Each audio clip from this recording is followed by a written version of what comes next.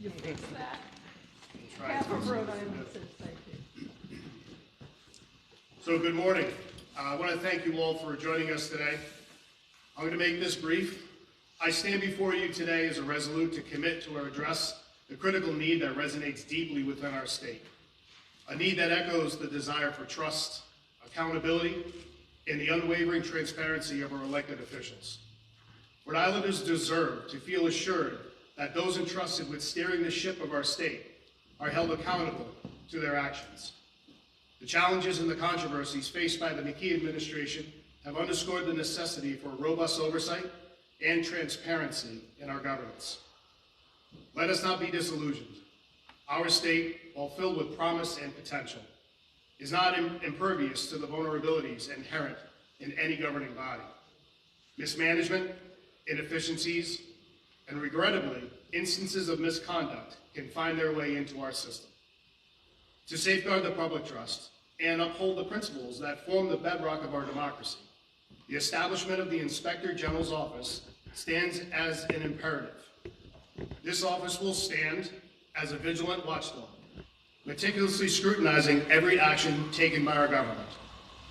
Why is the establishment of this office so crucial? You may ask. It is because the Inspector General's office represents an investment, a proactive investment, in the prevention of detection of fraud, waste, and abuse of our precious public resources. It is a pledge to the people of Rhode Island that their hard-earned tax dollars will be utilized efficiently and ethically.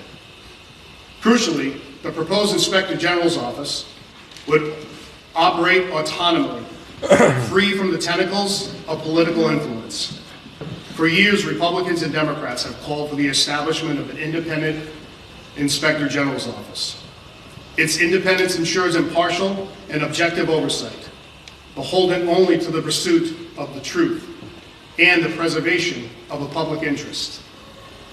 It is a visionary step towards building a more accountable, transparent, and resilient government, one that can weather the storms of scrutiny and emerge stronger and more trustworthy. By establishing an Inspector General's office, we chart the course toward a future where Rhode Islanders can place their unwavering trust in the integrity of our governance. We pave the way for an era where transparency is not a buzzword, but lived in reality. An era where the actions of the government are a testament to our unwavering commitment to the people we all serve. Allow me to delve deeper into the specifics on how the Inspector General's office would function. This office would possess the authority to conduct investigations, audits, and evaluations to governmental agencies and programs. It would have the power to review contracts, identify potential areas of waste or inefficiency, and root out any malfeasance that threatens the integrity of our institutions. Furthermore, it would serve as a channel for whistleblowers, the individuals with inevitable insights to inform regarding potential wrongdoing within our government. The protection and encouragement of whistleblowers are vital components to our collective pursuit of transparency and accountability. I stand here today not merely as a proponent for the idea, but as an advocate for the cause that transcends partisan interest, the cause that resonates with every very essence of our democracy. The establishment of the Inspector General's office is a manifestation of our own commitment to the people of Rhode Island. A commitment to ensure that their voices are heard, their concerns are addressed, and their trust in our governance reaffirmed. Together, let us forge ahead hand in hand towards a Rhode Island where transparency breeds trust, accountability fosters progress, and our future shines brighter than ever before. In closing, I urge all Rhode Islanders to join in this crucial endeavor. Call or write your legislator and ask them to move legislation to finally establish a much-needed Office of Inspector General, so we can finally start to turn the tide in Rhode Island and stand as a beacon of good governance. Let us build trust through transparency. With that, I'd like to introduce Senate Republican leader Jessica De La Cruz.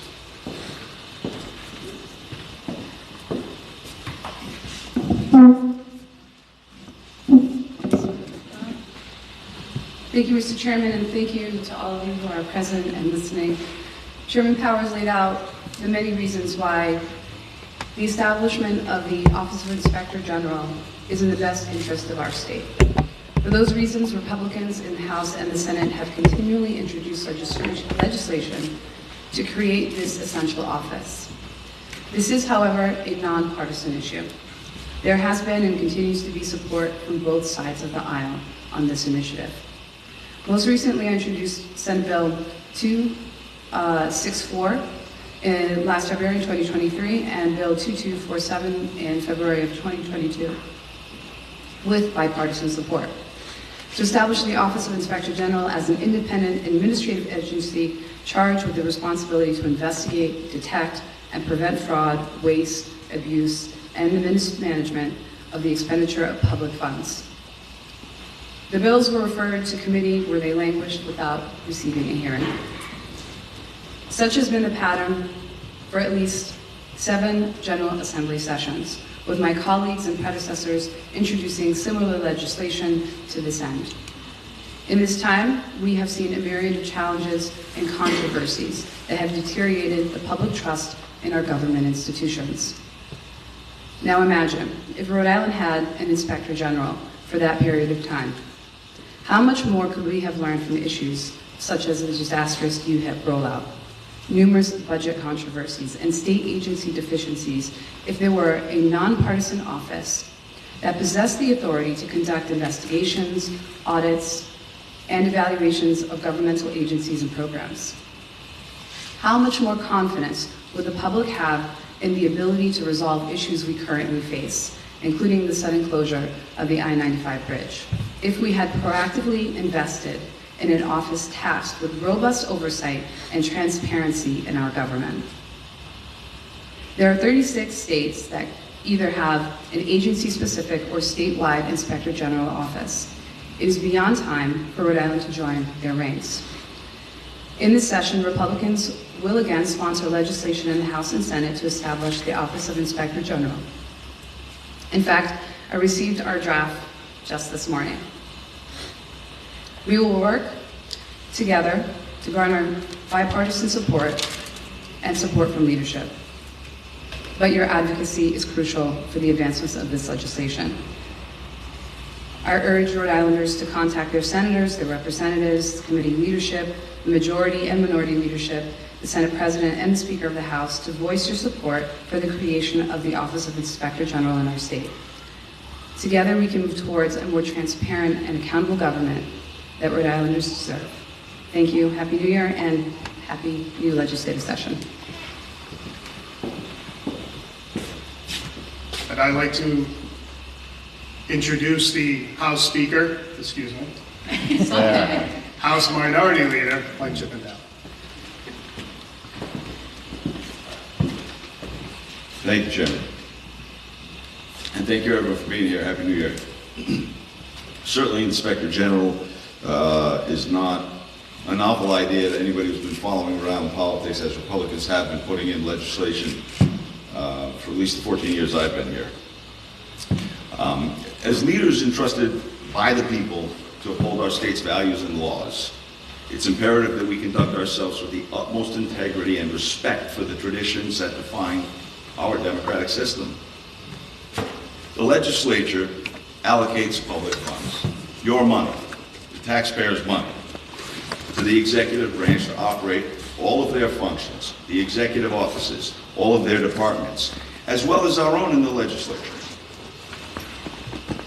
However, the only current tool available to assess accountability lies underneath the discretion of one individual, and it has never been used. When any element of the executive or legislative branch fails to meet the high standards expected by the public of them, there must be a mechanism for an impartial, independent investigation.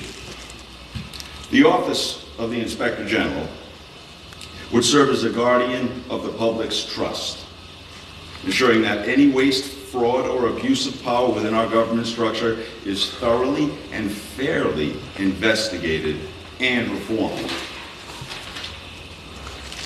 Only through such rigorous, independent oversight can we expect the people of Rhode Island to have any level of confidence in their government or the integrity of our democratic institutions. The motto of our state is hope, and I love our state's motto. But in speaking with constituents and folks around the state, they're starting to lose their hope, and that saddens me greatly. 36 states across the nation have been able to do this successfully with an independent inspector general. There's no reason we can't either.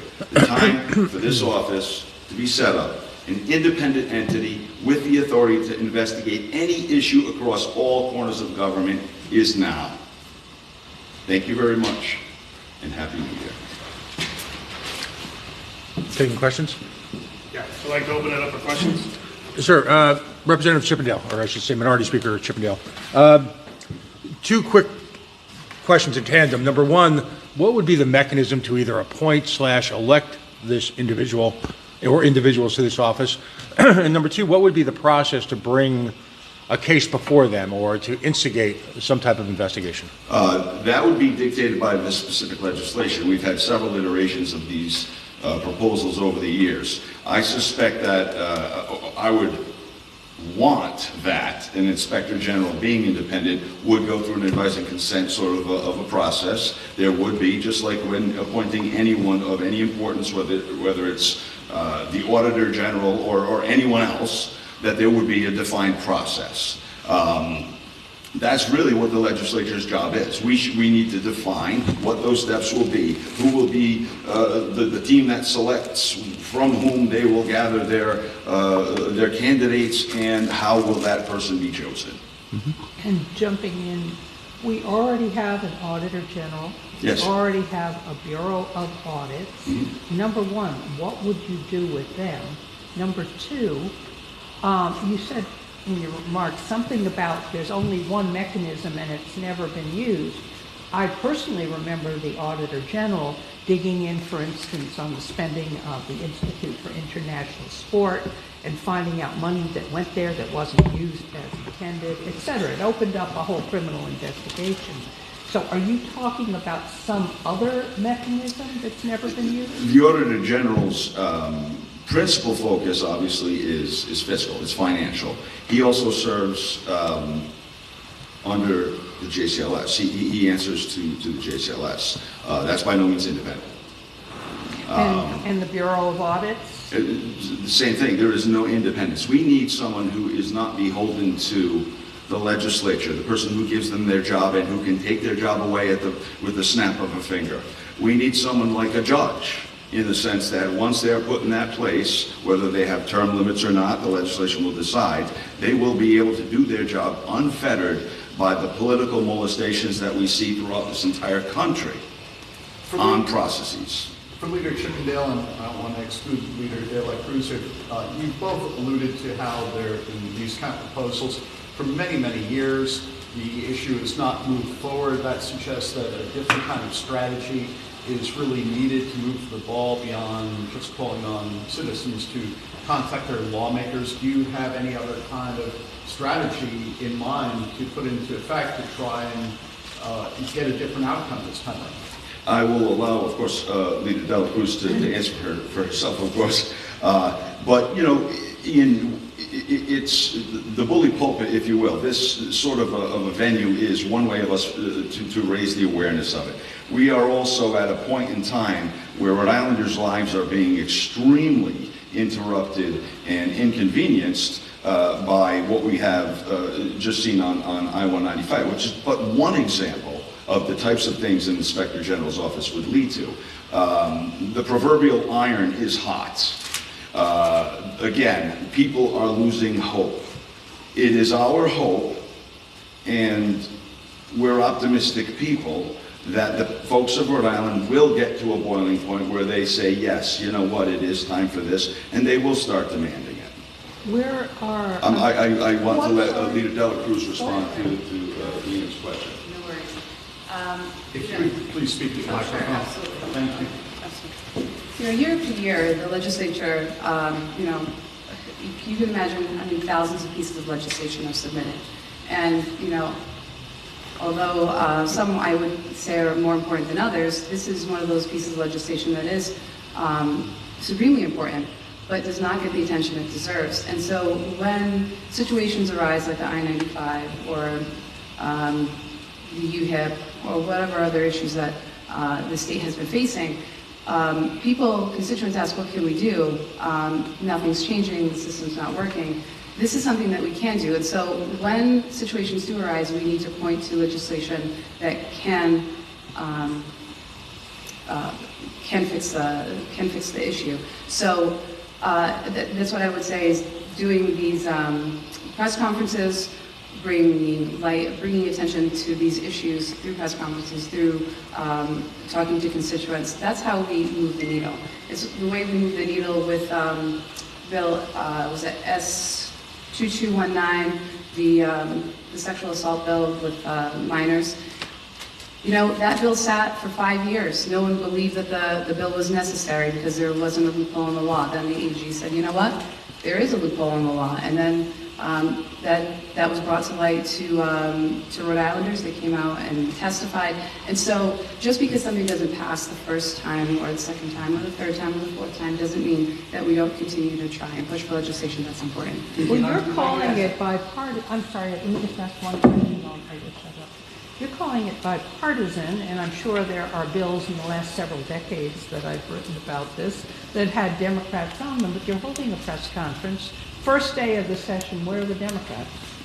Well, the legislation hasn't been submitted, right? So today I just received, sorry about that, today I just received legislation. I will be asking my colleagues to support and to sign on. I don't have anyone sign on to the legislation, so here I am with Leader Chippendale and Chairman Joe Powers. And because this has been championed by Republicans, here we are today, again, pushing forward for this legislation. Yeah, and it's important to point out, if I may also, this press conference was organized and called for by the Rhode Island Republican Party, and it is certain that no Democrat would come. So I think I'm sorry, Ed, I'm going to be really rude here, but going exactly to Ian's question a moment ago, how does that reflect a new strategy? If it's called by the Republican Party, there are no Democrats here, and you're trying to say this is a bipartisan, why not organize it? Has been historically bipartisan. Today's the first day of session. We have not gavelled in yet. We have not done any legislative business in 2024. It is impossible for us to put a bill before you that is accurately described as bipartisan. In a few hours, after we speak with some of our colleagues, we can do that. If I could jump in just real quick, I'll answer that one very simply. Leader Chippendale is 100% correct. This has actually been introduced for many, many sessions, and it's been pushed aside. I've looked at a couple of them, and I've seen the different names that are on there, including Democrats, and I applaud them for doing so. So my question would be to each and every one of you, go and ask the Democrats whether or not this is something that they want to stand behind. Go talk to them, ask them, and see what it is that they're willing to do. Our focus is on the constituents of the state of Rhode Island to make sure that they don't get stuck with any bills anymore moving forward. So our call is to the constituents of Rhode Island to let them know it's their job to let their elected officials know that they want this, that they want to have oversight, an objective oversight, so that you don't have any miscues or anything of the sort down the line. Chairman Powers, let's go over here. I just wanted to ask you about, it seems like the impetus you're citing is the 195 bridge. So, the Democratic leadership has said they're going to have oversight hearings. Is that not sufficient? How would this, what would this provide that doesn't? I can add to that, and I'll let the leaders speak for themselves, but that's only the precipice of why it is it shows that it's so important to have it. That is the most recent debacle, if you would, in the state of Rhode Island, outside of, you can go back to the stadium, you can go back to the contract disputes, you can go back to so many different things that actually have come up, but this one is in the forefront. Dare I say, the straw that broke the camel's back routine, where now we're being charmed with a price tag on something that could have been prevented. Remember, the office is designed for preventative maintenance. Whatever we spend today, we save tomorrow, as compared to being stuck with a bill that's going to just get larger and larger had we not taken care of it up front. Charmed with a price I just also want to address Ed's question there. Oversight is a very different thing. Oversight is a committee that is, typically we will not often have public testimony, but also while there are powers to subpoena in oversight. Those powers were exercised once in the 14 years I've served. They were exercised by a speaker who wrote every single question the attorney would ask the one witness who appeared before them. And it was, What was that matter about? that matter was 38 Studios. The witness was Mr. Costantino, and the speaker was Mattiello. And the attorney was Dimitri. And the chair of the committee was Macbeth, and I was, I believe, the vice chair or secretary at the time. We were not allowed to ask questions. So while oversight does serve a good purpose in shining light, an independent office of Inspector General will have the authority to subpoena, demand, compel that person to attend and answer, and they would have much more force of law than a standing House committee would. I'm actually a little confused. We've all covered oversight hearings on everything from UHIP to MTM and on, and DCYF, and you're saying the last time there was an oversight hearing was on 38 Studios in 2010? No, you are confused. Okay. The last time I said the last time, the only time subpoena power was exercised Subpoena power. by oversight was in the hearing that I referenced. Chairman Powers, we see how you have a motto for this campaign, audio-visual display. Does this indicate this is going to be an election year theme for Republicans statewide? Well, I don't want to call it an election year theme. I want to call it an everyday theme. This is, I mean, you hear politicians say this time and time again, where their answer is always, we're going to lead through transparency. We're going to let you see everything. And, you know, I beg of you to show me an instance where it's actually happened. Because if they do get hard questions, from the media, then they skirt them, or they pivot, or they move in a different direction. So I don't want to call this an election. This should be up here every day. Every day this should be part of our vernacular and what we're talking about. Do you have a question? 195's been mentioned several times, but what are some of the other things, if there was an office of the Inspector General right now, that they'd be looking into? And are there limits? Does it have to have some financial aspect or a criminal aspect? I'm going to go with yes as an answer, but I'll let Leader Chippendale answer that. Well, off the top of my mind, within the first couple of weeks of Governor McKee inheriting his first 2-3 years in office, his chief of staff was embroiled in a scandal that would have been perfect for this. Shortly after that, he employed some of his good friends and golf buddies who created a contracting firm and paid them millions of dollars, which they still have and have kept, but never provided us the services for. So there are plenty of things that we could reference. That's off the top of my head. I could. You seemed... Yeah, I don't know what you're talking about. Could you're giving an example, and I just wish you would elaborate. You certainly recall we had a consultant firm of 2 gentlemen from Cumberland that your paper reported on, had no expertise in the topic matter. If anybody has specifics. Oh, ILO. I'm sorry. ILO. Got it. Again, we had issues where we had reports on the Twin River and IGT combination where there were some things that could have been investigated. There have been episode after episode of examples where I think an Inspector General would have been perfectly appropriate. And none of those things, or many of those things, may not have happened had there been an Inspector General. Just like the street light, the stoplight cameras that we see in Providence. Folks, knowing that there is an Inspector General in the form of an automated speed camera, will slow down in those areas. That is the impact of this independent Inspector General's office. You know you're being watched. You're less inclined to speed past the school. Are there limits to what they can investigate, though? Does there need to be Again, that would be financial- statutory, but yeah, of course there would, yeah. We have the judiciary as a third, co-equal and separate branch, as their own, Leader Chippendale? We need to curtail the budget this year. How much would this add to the budget? And, how would you respond to critics who say we don't need more bureaucracy? Yeah, that's a really great question. So what we're looking at is an estimated $1.5 million, but we do need a fiscal note in order to really assess how much it would truly cost Rhode Islanders. But let's keep that in perspective that we have a $14 billion budget. We can ask departments to cut a certain percentage off of their operating budgets, but we also, hate to say it, but we do have a budget for the Lieutenant Governor's office. Not sure, what services other than constituent services they provide, and that is about $1.5 million. So we can find the funding. We should find the funding. It's not impossible to do. This is something important. And in the scope of a $14 billion budget, it's just a small drop in the bucket.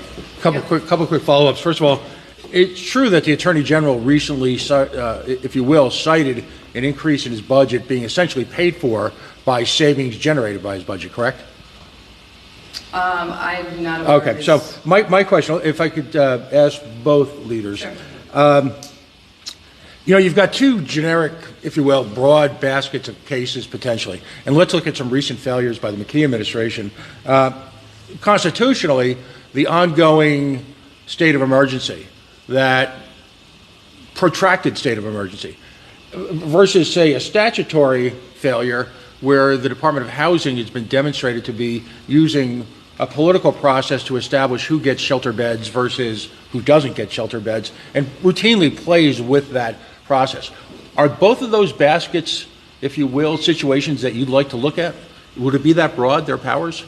It would be that broad, and nothing's off the table. There's no corner in government that would not or could not be under investigation with an Inspector General. And that's the purpose, transparency. We want to shine a light on anything and everything that's important to Rhode Islanders. And sometimes Rhode Islanders are unaware of what's happening.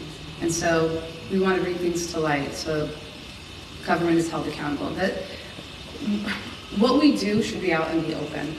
And as Leader Chippendale, I love his little analogy there, his word picture of when you know that someone is watching, when you know that you have to be held accountable, you behave differently. And as you know, we are in a supermajority.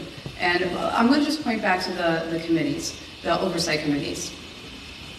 I think that oversight committees, when they want to be, or when they're employed, can be very effective. I say it all the time with Zambrano Hospital. If it had not been for oversight, I do believe the hospital will be closed. There has been a lot of oversight on DCYF and UHIP. But those are universally things that Rhode Islanders care about, and I think that leadership understands that. And so those things are held for oversight and investigation. But that there are other areas of government that are not so transparent. And so an Office of Inspector General would bring those issues to light. Speaker Chippendale, could you speak specifically to some of the broad I keep getting elevated by everyone. I love this. but some of the broad... And by the way, in 45 days, JCLS spends $1.5 million. There's a little context for that. But some of these broad constitutional issues where you've got a governor who just wildly overreaches his ability to declare a state of emergency, is this agency going to be equipped to go after those type of issues? So, I mean, I'm not sure what you mean by go after. I think it would certainly be under review. That was a unique, obviously a very unique circumstance.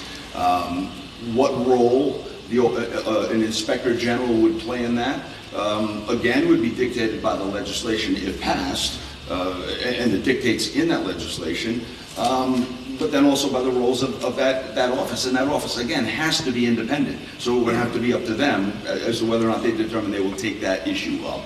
And as you're probably aware, the McKee administration just recently, I'll say lost, they ended up settling a lawsuit against a group of parents who were highly critical of the lack of transparency, the lack of research, well, the lack of anything regarding mandatory masking. Is that something that you would see this organization, after the hearings that take place in February and March, be involved in?